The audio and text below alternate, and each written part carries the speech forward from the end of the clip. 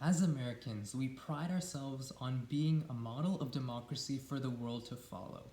But when this Congress has repeatedly failed to provide voting access and voting rights for millions of our citizens, we have failed in upholding these imperative democratic standards. That's why I'm proud to stand in affirmation of this legislation to provide voting access to all. So first, pass today's legislation because removing this requirement for government issue ID degrades discrimination by giving those discriminated groups access to the vote.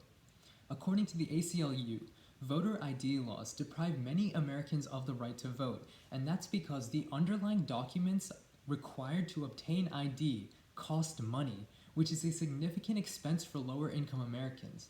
Racial minorities also disproportionately lack ID, with up to 25% of African American voting age citizens lacking government issued photo ID.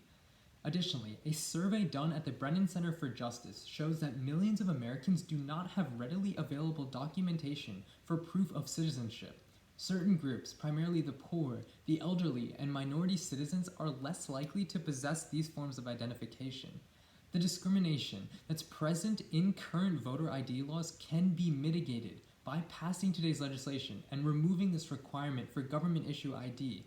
As citizens of this nation, we have the right to vote, but when millions are deprived of this right, we cannot sit by and watch.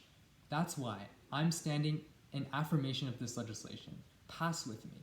But second, pass today's legislation because voter ID laws in the status quo discourage women from participating in democracy.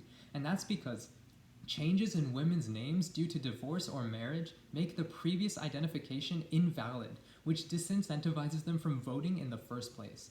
According to the Brennan Center for Justice, many of those who possess ready documentation of their citizenship do not have documentation with their current name.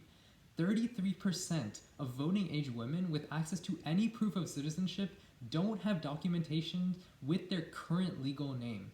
This means that 32 million voting age women may have citizenship documents that don't reflect their name, which means they're invalid. For example, according to NPR, voter ID laws in Texas have made it extremely difficult for women to participate in democracy come election day. Married women, divorced women, or simply anyone who has changed their name face extremely difficult problems on election day. Name changes are extremely common for voting age women, and these current discriminatory voter ID laws restrict them from participating in the voting process. If women make up 55% of America, we cannot let them be deprived of the right to vote.